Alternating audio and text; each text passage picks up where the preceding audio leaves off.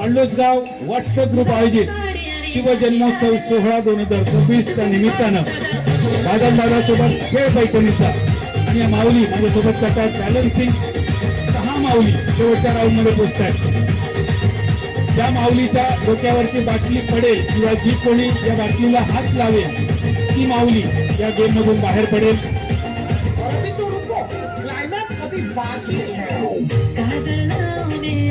युग 28 विठेवर उभा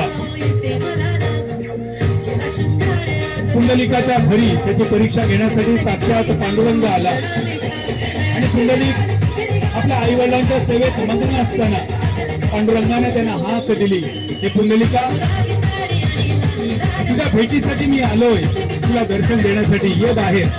आणि पुंडलिक म्हणाला तर पांडुरंगा तुझ्या भेटीसाठी मी आकुळ आहे, व्याकुळ आहे, आतुर आहे. गेली अनेक वर्ष युगानुयुग तुझी वाट पाहतोय तुझ्या दर्शनाची.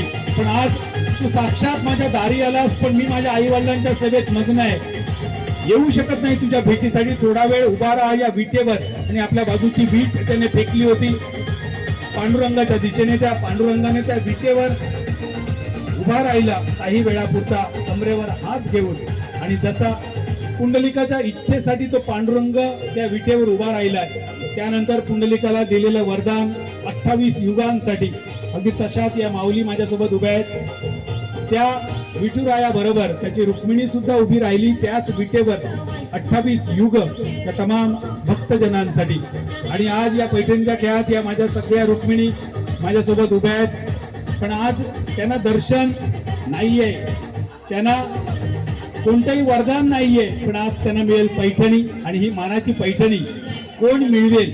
या 6 माऊली अगदी देवा